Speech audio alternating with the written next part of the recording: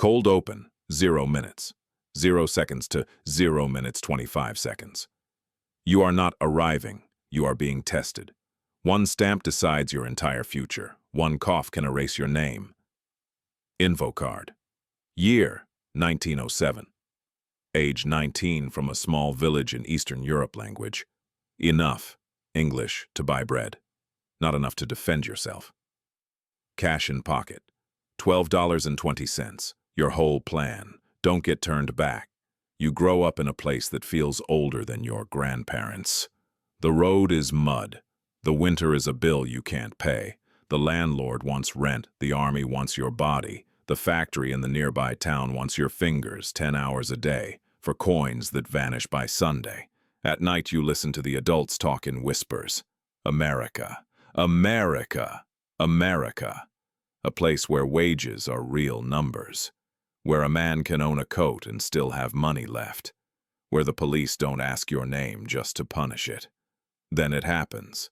The letter. A cousin writes from New York. He says 3 things. Work exists, food exists, and the streets are not paved with gold, but they are paved with chances. You start saving like your life depends on it. Because it does. Info block. Goal, ticket plus passage, risk, draft notice / debt / being trapped. Time window, 1 season. The sale. You sell what can be sold. A ring, a blanket, a goat, if your family can survive without it. You watch your mother count coins with shaking hands. Each coin is a goodbye, she doesn't say out loud. Then you travel to the port city. Everything is louder there. The sea, the markets, the agents. Ticket sellers shout promises. Fast ship, safe ship, America in days. You learn a new skill, suspicion. You buy the cheapest passage you can afford. Steerage, the part of the ship where you are cargo that breathes. Info card ticket. 3rd class destination, New York Harbor. Instruction from cousin. Say you have work. Say you are healthy. Don't look scared. The ocean, steerage. Steerage smells like wet wool and fear. Bunks stacked like shelves. People packed like words on a page with no spaces. You eat what they give you. You drink when they let you. You learn to sleep sitting up, because lying down is a luxury. Some nights the ship rolls so hard you think the ocean is trying to throw you back. People pray, people vomit, people laugh because it's the only thing left. You keep your eyes open for sickness. Not because you hate the sick, because sickness has an American price. A man coughs too long, everyone notices. A mother tries to hide a feverish child under a blanket. You look away, then look again.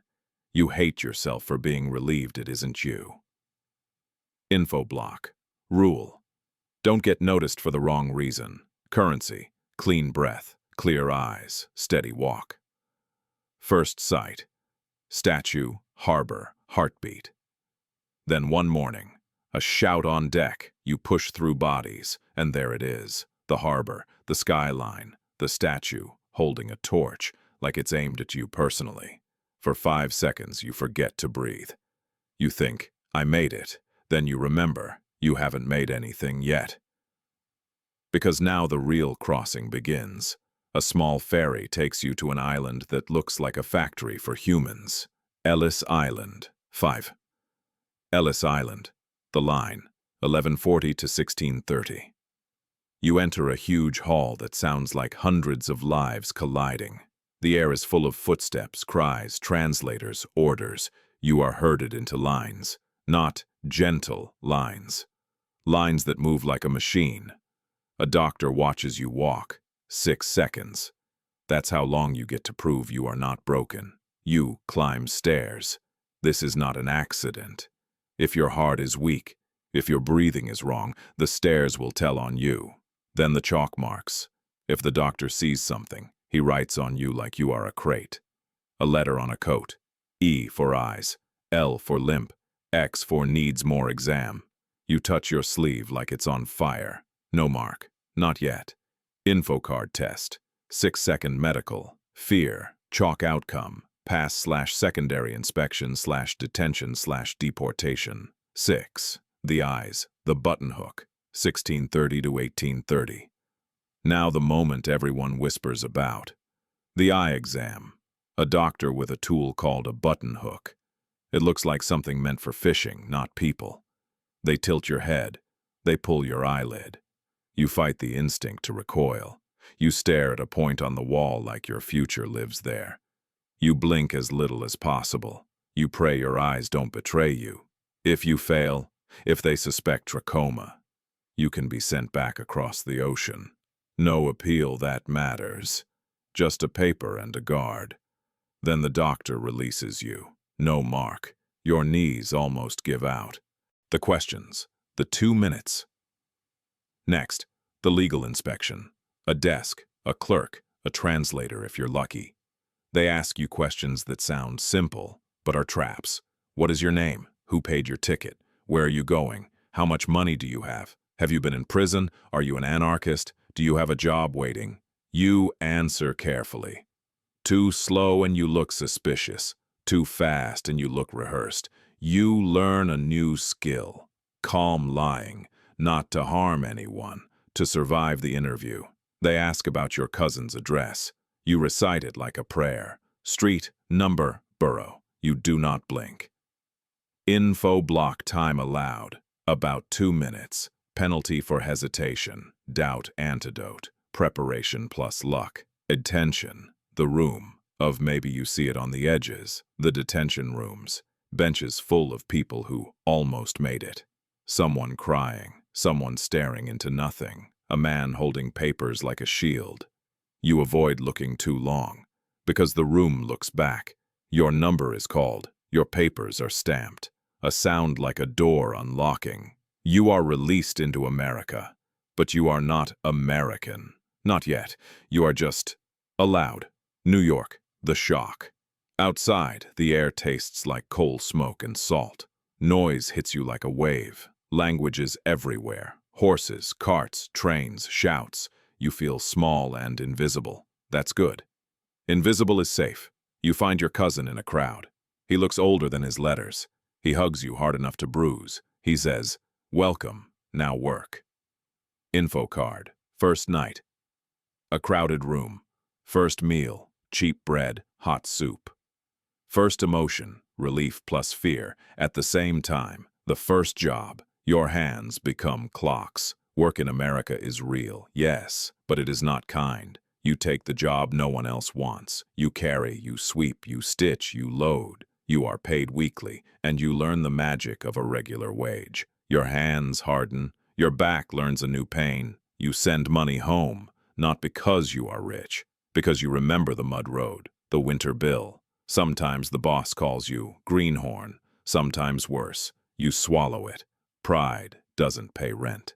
Info block. Wage $8 to $12 per week, if you're lucky. Hours 10 to 12 per day. Rule. Don't miss a day. Don't get hurt. You rebuild your mouth. English is a wall. You climb it one word at a time. You learn shift, overtime, dock, rent, union. You learn how to sound confident when you're not. You practice in the mirror. You copy street signs. You repeat phrases under your breath on the walk to work. Then one day you joke in English. Someone laughs. It feels like crossing an invisible border. Tenements and dreams. You live in a tenement. A building stuffed with families like books in a crowded shelf. Heat is unreliable. Water is shared. Privacy is a rumor. But outside the window, America keeps moving. You see men in suits. You see women with hats. You see electric lights, and you think, if I can last, I can climb. You join a mutual aid society. You meet people from your region. They help you find better work. You help the next newcomer not get cheated. Info block. Survival strategy. Community upgrade path. Better job to better room to better neighborhood. The test of loyalty. World War. News comes. War in Europe. Old country pulls on your heart like a rope. America pulls on your future like a chain. When the U.S. enters the war, the city changes. Flags everywhere. Suspicion everywhere. You learn that in America, being foreign can become dangerous in one headline. You keep your papers close. You keep your opinions quieter. You survive by being boring. Family. roots in new soil. You marry, not in a fairy tale way, in a practical way. Two people building a shelter together. You have children. They speak English like it belongs to them. They correct your grammar. They translate the world. They become your proof that the gamble was not madness. You work. You save. You move once, then again. The apartment gets cleaner. The air gets lighter. Info card milestone. First private room. Milestone. First savings account. Milestone. First time you say home and mean New York. Crashes and climbs. The Great Depression. Then the world breaks again. Jobs disappear. Lines grow. Men who laughed in bars now stare at the sidewalk. You have already trained for this. You know how to live with less. You know how to stretch bread. You know how to share a room. You take whatever work appears. You repair, you haul, you fix, you survive.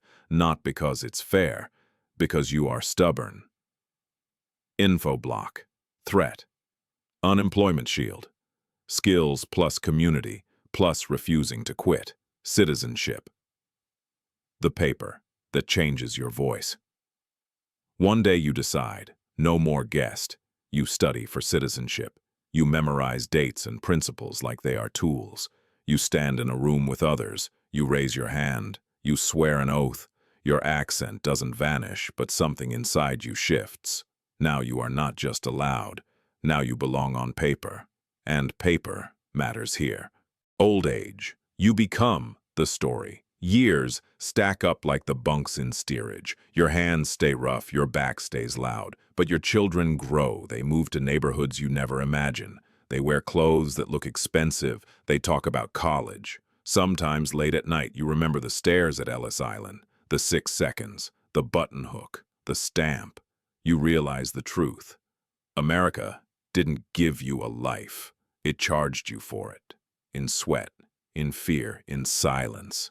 And you paid.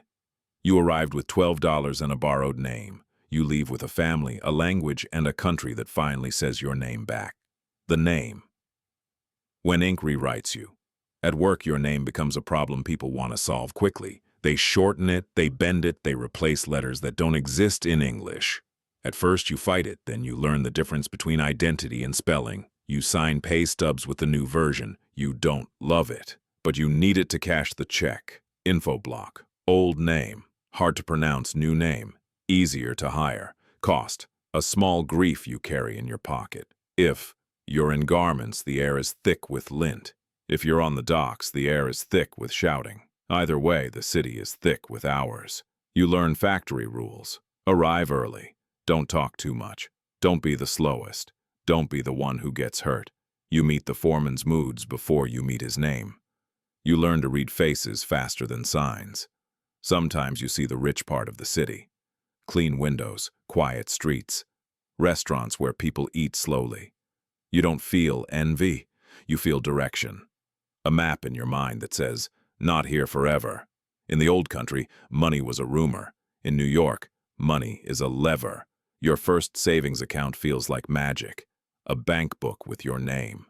Numbers that don't disappear overnight. You send remittances home. Your mother writes back that the roof got fixed. Your brother didn't have to sell his coat. You read the letter twice. Then you work another shift. Info card. First bank deposit. Small meaning. Control. In your building, politics is not speeches. It's favors. A man from the ward office shows up. He promises help with paperwork. He hints at jobs. He wants votes. You learn the city's second language. Connections. You don't love it, but you use it. Because you are building a life, not a philosophy. Someone whispers union, someone else whispers blacklist. You watch older workers argue. If you join, you might get better wages. If you join, you might get fired. If you stay silent, nothing changes. If you stay silent, you keep eating. You choose carefully. Maybe you join, maybe you don't. Either way, you learn the American lesson. Freedom includes consequences. Info block. Choice moment. Collective action versus personal safety, long-term effect, better conditions, or faster trouble. A sickness moves through the city. People talk softer on the streetcar. Workplaces thin out. Hospitals fill. You do what immigrants always do. You keep going. You wash your hands. You avoid crowds when you can. You worry quietly. You survive. And survival adds another layer to your stubbornness. Then new rules appear, quotas, restrictions. The country that let you in now tightens its grip. You look at your children and think, if I had waited, if I had hesitated, this life might not exist. Info block. Lesson. Timing is fate. Hidden truth. You slipped through a door that later closed. By the mid-1920s, you are different. Not softer, stronger. You negotiate. You demand small respect. You choose jobs with slightly better air.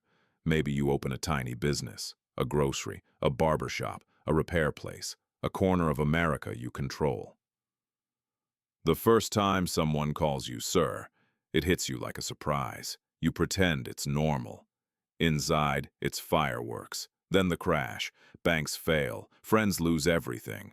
Rent doesn't care. Your strategy becomes simple. Protect the family. Keep the kids in school if possible. Never show panic at the dinner table. You remember steerage. You remember the line. You tell yourself, I have lived through worse rooms. Another war. This time your old country is a story, not a destination. Your children are adults now. They talk about enlistment. They talk about factories. They talk about victory gardens and ration cards. You realize something quietly. The immigrant became the foundation. The next generation became the citizen. Your body keeps receipts. Knees from stairs, hands from heavy work, a back that never learned to rest. You slow down. Not because you want to, because time finally wins small battles. But now your house has photos, graduation, weddings, grandchildren, proof everywhere that the gamble worked. Sometimes you visit the harbor again. You stand farther away.